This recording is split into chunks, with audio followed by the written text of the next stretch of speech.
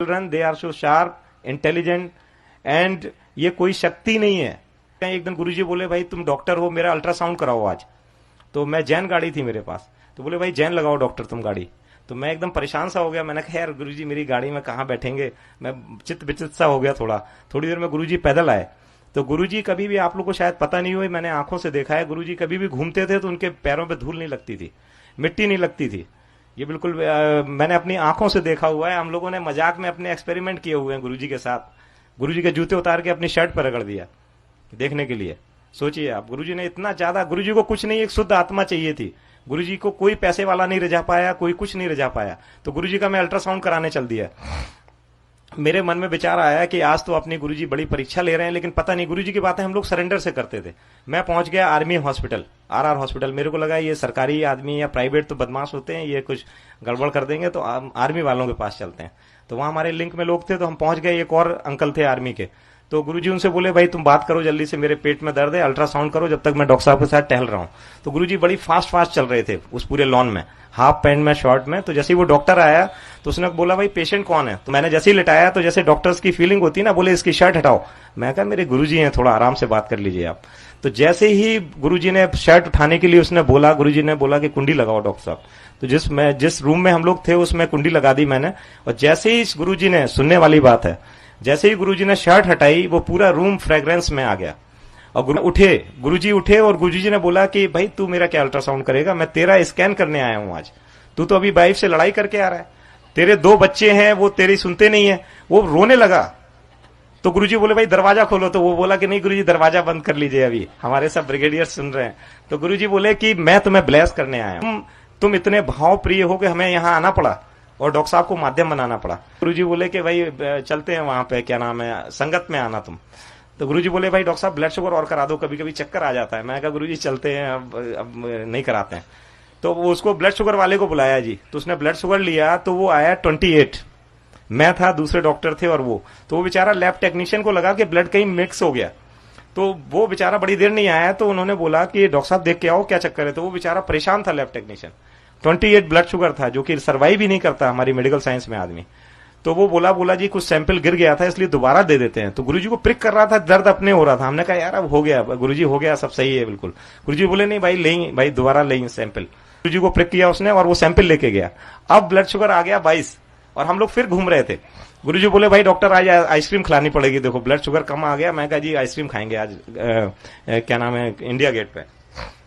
दोबारा किया तो 22 आ गया। तो जो वो व्यक्ति था लैब टेक्नीशियन, उसका भाव चेंज हो गया। वो चीज उस समय, वक्त और परिवेश की बात थी। और वो एकदम रोने लगा बुरी तरह। बोला जी मैं आपका ब्लड शुगर नहीं कर सकता, मैं इतना सीनियर टेक्नीशियन हूं यहाँ का, आर्मी हॉस्पिटल में मैंने अपनी जिंदगी गंवा दी, मैं अपनी साइकिल से चल रहा हूं, मैंने 1 रुपए की चोरी नहीं की, और मेरे से आज ये सैंपल नहीं हुआ, इसका मतलब ये सैंपल हो नहीं सकता। रोने लगा। तो गुरुजी ने उसको सीने से लगा लिया। गुरुजी ने बोला कि आज के बाद तुम साइकिल से नहीं चलोगे, अब जब भी मेरे आश्रम आओगे तुम्हारे पास कार होगी, और तुम्हारे दोनों बच्चे जो हैं वो एक डॉक्टर और एक इंजीनियर बनेगा। और आज के बाद, तुम्हारी इस वक्त के बाद, ये तुम्हारी चीजें सब खत्म हैं। और विश्वास मानिए, गुरुजी ने उसे 15 दिन बाद बुलाया था, और विश्वास मान के चलिए आप, 15 दिन के पहले उसको कोई उसका पीएफ का पैसा फंसा हुआ था, वो मिल गया। और उसके बाद वो कार से अपने बच्चों के साथ गुरुजी के आश्रम आया। और गुरुजी, उसके बाद उसके दोनों बच्चों का सिलेक्शन हुआ। और वो बेचारा जो है, मतलब जब गुरुजी के आता था तो वो गुरुजी के ऐसे गिर पड़ता था, क्योंकि उसका भाव कोई नहीं समझ सकता। जो हम लोग 2-3 लोगों ने देखा था, सिर्फ वो समझ सकता था। एक उमेश सहगल जी थे आईएएस दिल्ली में, तो वो चीफ सेक्रेटरी, गुरुजी ना संगत से जैसे कार्ड ले लेते थे। सपोज मेरे यहाँ किसी की मैरिज है तो 100 कार्ड रखवा लेते थे गुरुजी, और लिख देते थे भाई doctor Anil Agrawal, doctor to chief minister Haryana, या कुछ भी ऐसे। तो उसको लिख दिया chief secretary government of Delhi NCT. तो वो आया, एकदम बहुत ऑनेस्ट आदमी था। बोला जी मैं तो अभी सेक्रेटरी हूँ जी, मैं तो आऊंगा नहीं इस शादी में। तो ऐसे सपोज 1 मई को शादी थी और 15 अप्रैल को गुरुजी ने कार्ड दिया। गुरुजी ने ऐसे कार्ड देखा, बोले हाँ ये तो लिख तो गया गलत, बोले लेकिन मैं काटूंगा नहीं। तो बोला साहब मैं आऊंगा नहीं, मैं पक्का आईएएस हूं, मैं अगर ये तो मेरे कार्ड है नहीं तो मैं आऊंगा नहीं। गुरुजी बोले कोई नहीं, रख लें। विश्वास मानिए 30 अप्रैल को उसका प्रमोशन हो गया।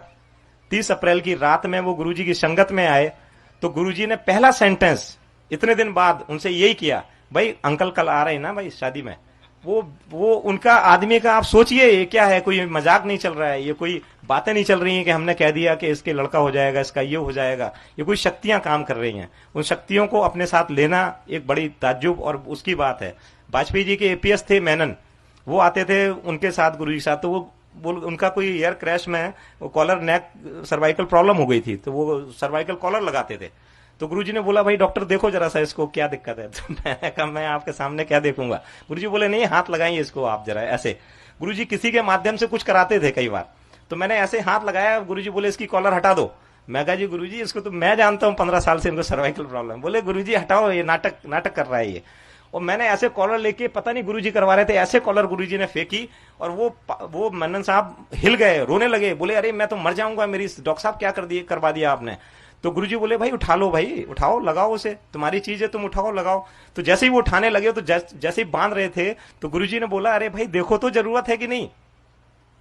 वो पहली बार आए थे मेरे साथ, तो बोले देखो तो जरूरत है कि नहीं। तो उन्होंने बाएं घुमाया, दाएं घुमाया, ऊपर नीचे। तो गुरुजी बोले फिर क्यों लोगों को बेवकूफ बना रहे हो। तो गुरुजी के साथ, इसी के साथ मैं विश्राम, और गुरुजी को बहुत बहुत सबका आशीर्वाद हो, ऐसी मैं सबके लिए दिल से दुआ कर रहा हूं। और आप विश्वास मानिए, जो भी आए हुए हैं आप सब कुछ ना कुछ लेके जा रहे हैं। विश्वास मानिए, आप यहां तक आ नहीं पाते, अगर आप यहां पर आ पाए हैं, विश्वास मानिए गुरुजी की मर्जी के बिना कोई नहीं यहां पे आ सकता है। जय गुरुजी।